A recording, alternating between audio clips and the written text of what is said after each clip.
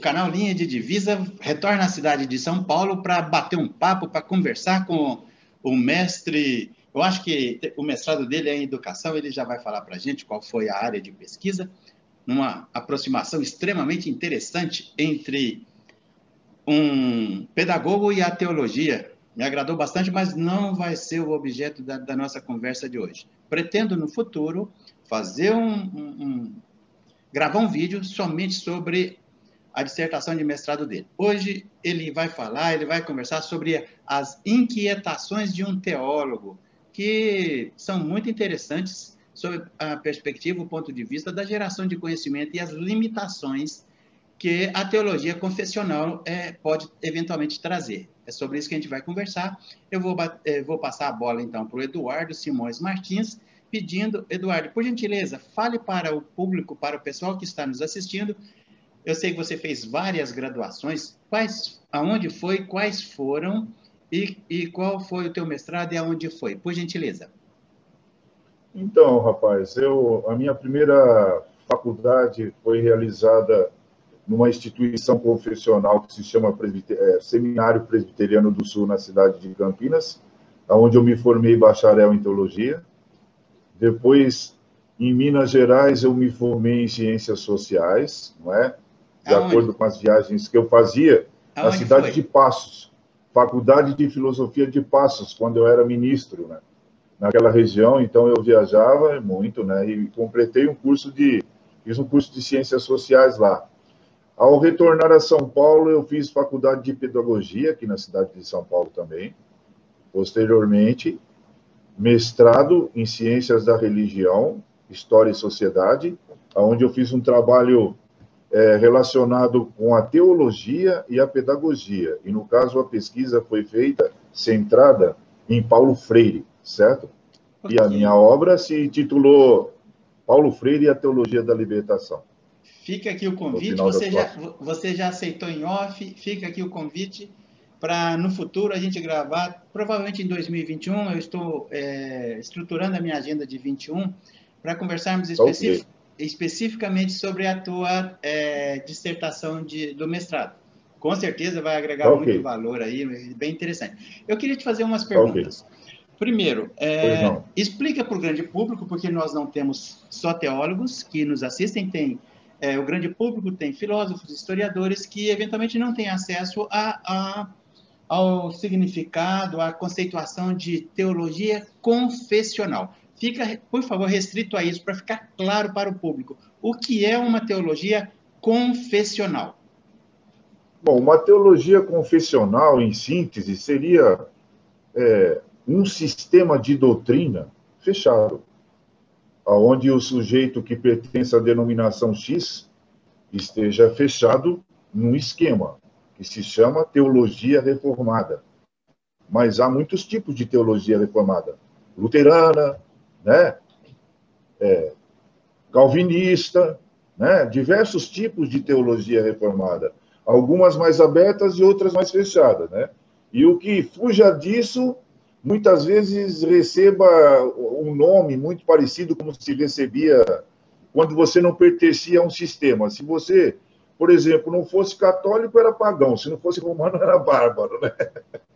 E se você não for um confessional, você é um liberal ou pentecostal ou de qualquer outro tipo de sistema teológico. Confessional.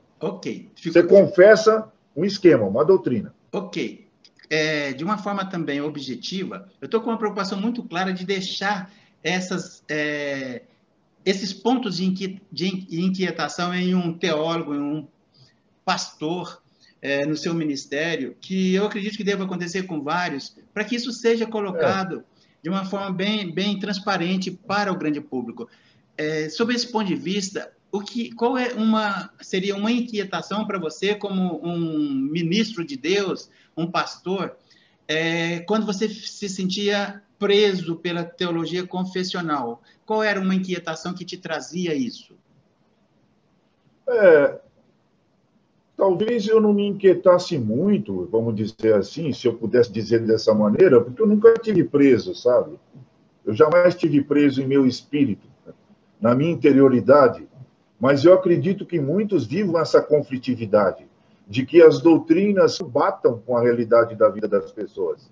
E, consequentemente, muitas vezes a vida diária que uma pessoa tenha esteja completamente desvinculada do ambiente eclesiástico, né? Essa é uma das coisas que mais me causa espanto, além de muitas coisas dentro da realidade, que talvez eu pense que inquietaria um chamado pastor, entre aspas, que, via de regra, não seja um teólogo, porque nem todo pastor é teólogo, e nem todo teólogo é pastor. E, na verdade, do ponto de vista do termo pastor, poimen, em grego, né, o que acontece? Não existe essa realidade. Ninguém possa ser ordenado a essa realidade, né? Haja visão sobre a teologia paulina, capítulo 5 de Efésios, né? Onde Paulo vai se referir a essa realidade como um dom, não como uma realidade que possa ser aprisionada, institucionalizada, ou coisa assim. Mas eu penso que chega um certo tempo que o sujeito não se inquiete mais com nada, a não ser com medo de ir para o inferno, né? Como os colegas meus, mais velhos, me desculpem eles. Eu tenho uma turma interessantíssima, né? E nós nos comunicamos e às vezes eles não queiram falar comigo. Me fala uma coisa. Você falou que sempre se permitiu, enquanto pastor, ser livre na tua relação com a igreja. Isso te causou problema? Mas isso te causou problemas com a denominação? O fato de você ser livre no teu ministério? Com a denominação em si, jamais eu tive um problema objetivo. Mas eu tinha mais problemas com as instituições menores, né? Porque, infelizmente, o que aconteceu, felizmente, elas se dividem em concílios. E, muitas vezes, o ministro, no meu caso, ele não é membro de igreja. O meu sistema não é tipo o sistema da Igreja Batista, onde o sujeito seja membro da igreja ou do sistema congregacional. Nós somos membros da denominação do Brasil. Os que são ordenados, que passaram por todo o processo de uma faculdade de teologia, tenham defendido uma tese, defendido uma exegese, porque o processo é terrível no âmbito reformado. A pessoa não consegue, sabe, ser um pastor tão facilmente, como o sujeito simplesmente se denomine e amanhã ele esteja na frente de uma qualquer coisa, de qualquer comunidade, vamos dizer assim, lendo, sabe, de forma analfabeta. Infelizmente, as coisas que me causam espanto hoje em dia de ver o sujeito não saber ler e estar à frente de uma, sabe, de uma igreja, vamos dizer assim, e só besterol o tempo inteiro. Eu não aguento, eu levanto lá. Eduardo, e sob o ponto de vista que você manifestou em off, que a função de pastor não é bíblica, fala um pouco sobre isso. Fala um pouquinho sobre isso. Então, porque o que acontece?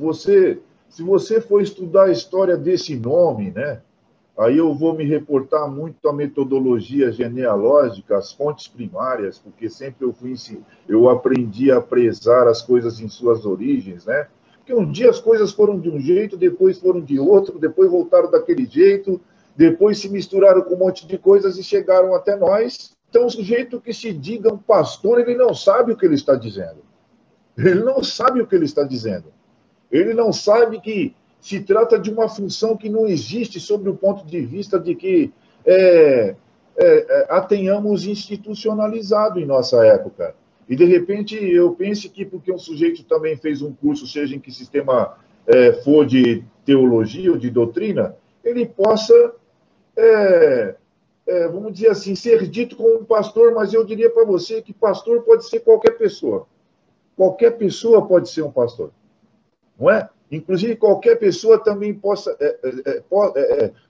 ser, vamos dizer assim, uma pastora, sabe? Mas nós tenhamos uma briga do ponto de vista institucional, do ponto de vista organizacional, do ponto de vista que nós estabelecemos ordens para manter o controle. E, via de regra, o que mais me causava espanto é que eu, como pastor, fosse uma formiga. E as pessoas que estejam dentro dessas comunidades também sejam formigas.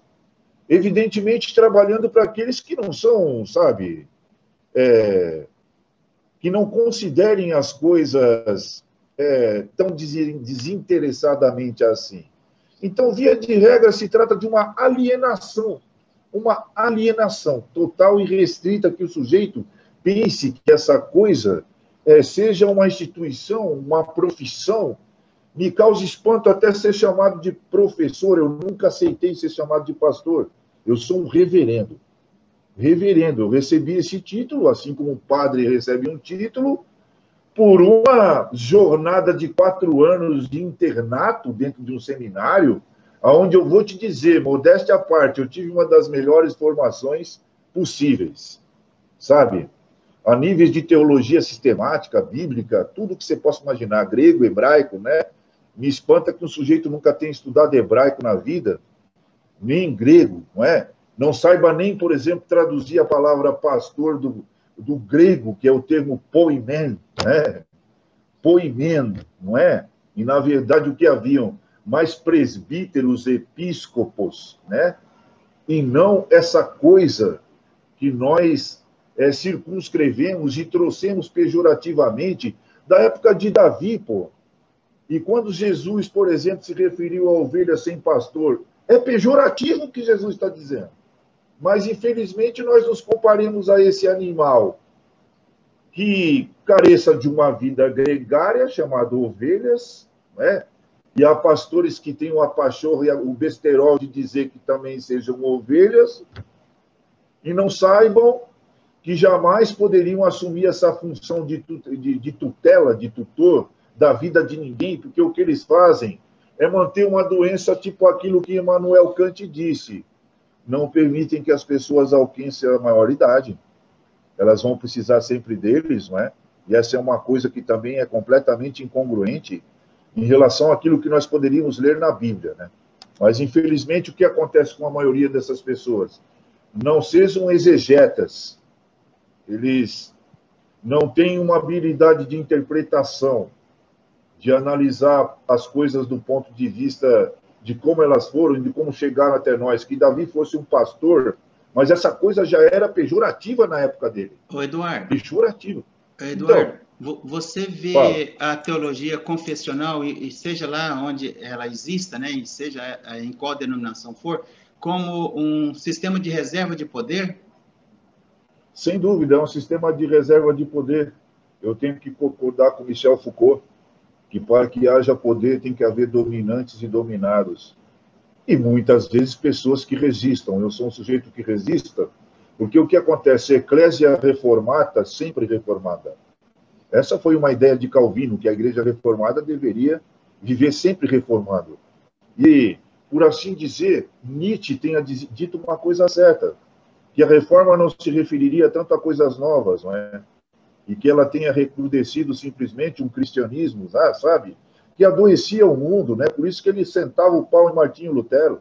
Você está entendendo?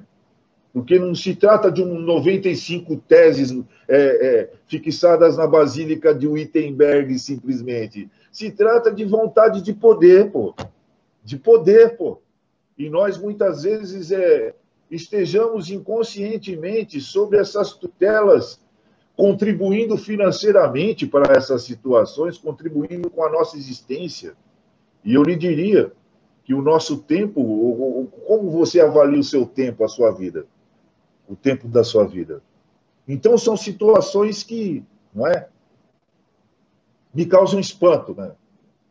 E eu ficaria aqui conversando com você sobre os meus espantos o dia inteiro, pô.